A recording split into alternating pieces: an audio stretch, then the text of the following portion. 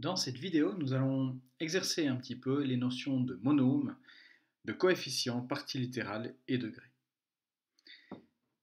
Avant ça, petit rappel, qu'est-ce que c'est qu'un monôme? Donc un monôme, c'est constitué d'un coefficient et d'une partie littérale, c'est-à-dire que c'est un produit entre finalement des chiffres et des lettres, des nombres écrits sous forme de chiffres et des lettres.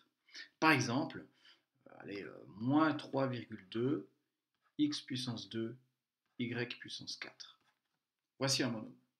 J'ai une partie numérique, hein, en chiffres, qui est ici devant, et puis une partie littérale, des lettres ici, derrière. Et puis pour rappel, le degré d'un monôme, c'est la somme des exposants de la partie littérale. Donc ici, par exemple, le degré, ce serait 6. On peut avoir des monômes sans partie littérale, par exemple 4. Le nombre 4. On veut considérer ça comme un monôme parce que les règles qu'on va donner plus tard pour additionner, soustraire, multiplier des monômes, on aimerait que ça généralise la notion de nombre, on aimerait que ce soit aussi valable pour les nombres. Par contre, on a toujours une partie, disons une partie numérique, un coefficient. Même si je prends x carré par exemple, donc la partie littérale c'est x carré, le degré c'est 2, et le coefficient c'est pas 0 parce que ça c'est la même chose que 1 fois x carré. Donc le coefficient ce serait 1. Voilà pour ces quelques rappels. Pour la suite, je vous propose de faire tableau par tableau, de chaque fois revenir à la fin d'un tableau, voir les corrections, voir les commentaires que je fais aussi, voir si ça correspond à ce que vous avez fait, et sinon, essayer de comprendre pourquoi.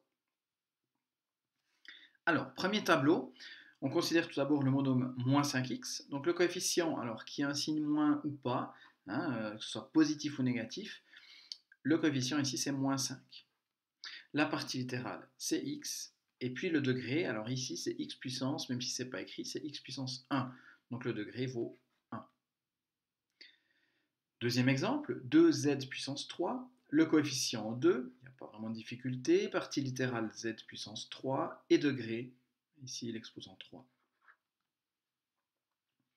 Le C, alors là ça se complique peut-être un tout petit peu, c'est un peu surprenant d'avoir une fraction là au milieu. Alors si vous êtes vraiment allergique aux fractions, vous pourrez toujours réécrire ça, parce que 9 divisé par 2, ça fait 4,5. Donc ce monôme est égal à 4,5 fois y carré.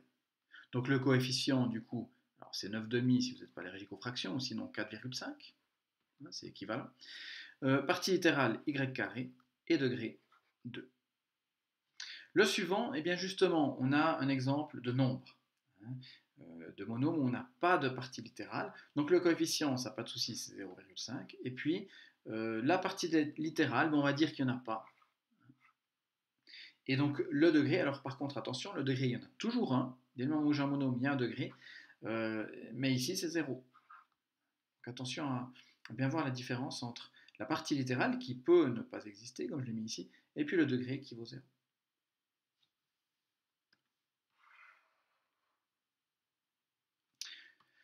Deuxième tableau, avec pour commencer 1,2x, le coefficient vaut 1,2, la partie littérale x, et le degré, c'est comme s'il y avait un petit 1 ici en haut, un exposant, donc c'est 1. Monôme suivant, alors là on a quelque chose d'un petit peu plus méchant encore qu'avant, on a bon, en haut ce qui s'apparente à un monôme, mais divisé par 7. Un peu étrange. Alors bon, pas de panique, ça ici on peut le réécrire comme ça, on peut écrire ça comme 27e fois x carré. Puis à ce moment-là, on voit que le coefficient, bah, c'est ce qui est là, c'est 27e. Alors je ne vais pas vous donner la valeur numérique, hein, de 27e parce que voilà, c'est un nombre périodique, hein, il y a 6 chiffres de période. Donc, voilà. Allez, on reste à 27e. Mais si ça vous fait plaisir de calculer ça, vous pouvez toujours le calculer. Mais en tout cas, la partie littérale, c'est x carré et le degré, c'est 2. Pour le suivant, m puissance 4, alors là, on se dit, bah, tiens, il n'y a pas de coefficient. Mais si, parce que ça, en réalité, c'est combien de fois m puissance 4? C'est une fois. Donc, le coefficient vaut 1, et la partie littérale, c'est m puissance 4, qui est de degré 4.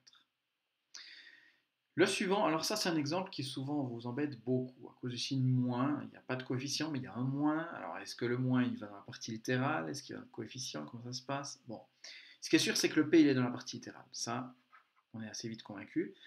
Maintenant, Si P c'est la partie littérale, ça ici c'est combien de fois P? C'est moins 1. C'est moins une fois P. Donc là, maintenant, on distingue mieux la partie numérique et la partie littérale. Donc le coefficient moins 1. Et puis, comme j'ai dit, la partie littérale, c'est P, qui est donc de degré 1.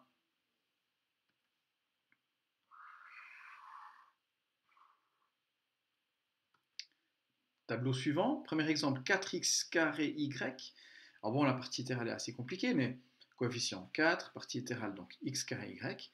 Et puis le degré, alors, eh bien, comme je l'ai dit, on additionne les exposants de la partie littérale. Donc ici, c'est x puissance 2 et y puissance 1. Donc 2 plus 1, 3. Le j, de nouveau un nombre négatif, mais c'est pas ça qui va nous arrêter. Le coefficient vaut moins 3. La partie littérale AB.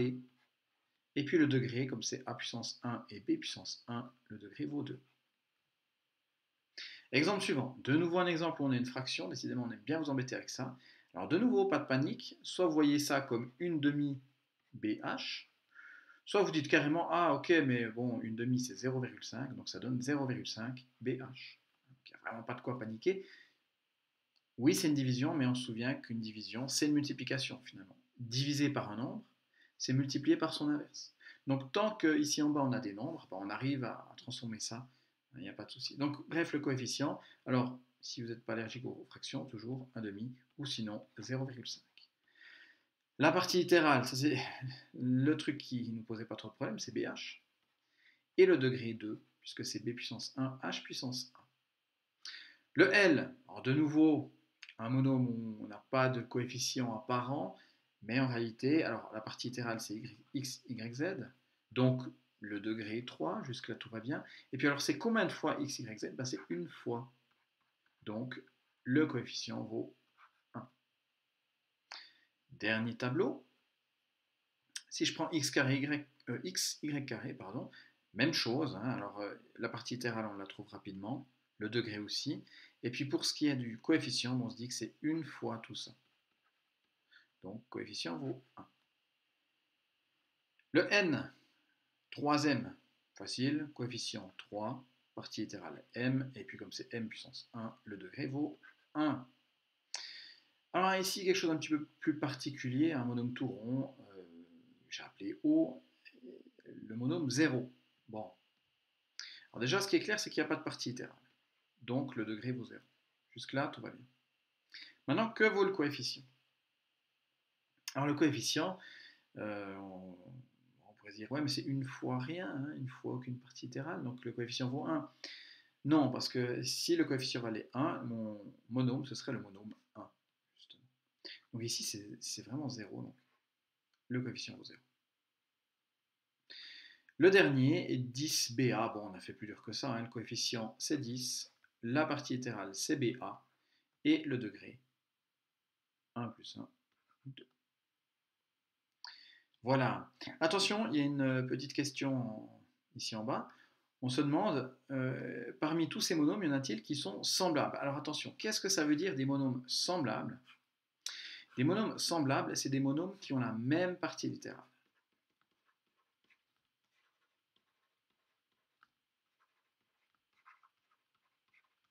J'ai bien dit la même partie littérale. Ça veut dire qu'on se fiche totalement du coefficient.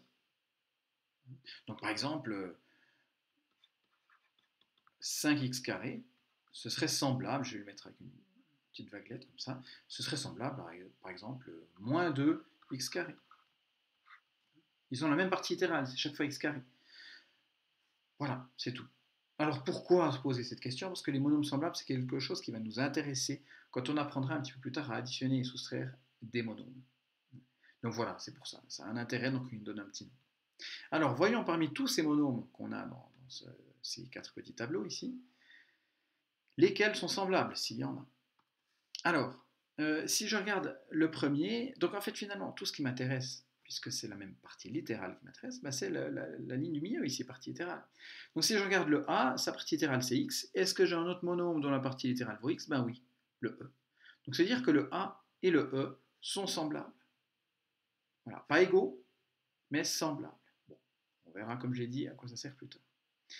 Si on prend le monôme B, c'est du z puissance 3. Alors est-ce que j'ai du z puissance 3 ailleurs? Bah, pas tellement, non. Donc il est tout seul, il est semblable à aucun autre. Y carré ensuite pour le C. Alors y carré, alors ici j'ai du x carré pour le F. Mais alors est-ce que c'est la même chose? Ici c'est y carré, ici c'est x carré. Bon, c'est pas la même lettre, mais est-ce que ça change vraiment quelque chose? Alors, pour que des monômes soient semblables, il faut vraiment que ce soit exactement le même monôme. Donc ici, c'est pas le cas. Si je continue, ben non, j'ai pas de y carré ailleurs. Ici, bon, alors j'ai un monôme sans partie littérale. Eh bien, j'en avais un autre un petit peu plus tard, si on cherche un petit peu, ici, le monôme O. Donc ces deux monômes sont semblables. Hein. Les nombres, c'est des monômes, et bien ici, c'est des monômes semblables. Ensuite, le F, on a du x carré. Bon, si je regarde, bah non, j'ai du x carré y, mais pas du x carré tout seul. Donc celui-là n'est semblable à aucun autre. Exemple suivant, le G, c'est du m puissance 4. Bon, ben, j'ai du m, mais pas du m puissance 4. Donc ils ne sont pas semblables. P, bon, parfois il n'y a que ici que j'ai du P. Ensuite, ici, j'ai du x carré y. Et ici, j'ai du xy carré. Alors, est-ce que c'est la même chose? Alors, bon, la multiplication est commutative, donc je peux permuter les termes. Hein, mais attention, ici, le carré, il est avec le y.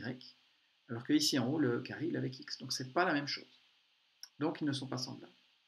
Ensuite, ici, j'ai du AB. Et justement, le P, j'ai du BA. Alors là, c'est vraiment la même chose. J'ai juste permuté les deux facteurs. Comme la multiplication est commutative, ces deux monômes sont semblables.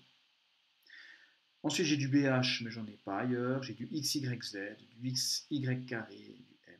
Donc j'ai fait le tour. Donc les trois seules familles de monômes semblables, les trois paires, ici c'est des paires de monômes semblables, et bien on a A et E. Alors attention, de nouveau, je ne mets pas de égal. Je vais mettre un petit symbole comme ça pour dire semblable, mais je ne mets pas de signe égal. J'ai D et O. Et pour finir, j'ai J et P.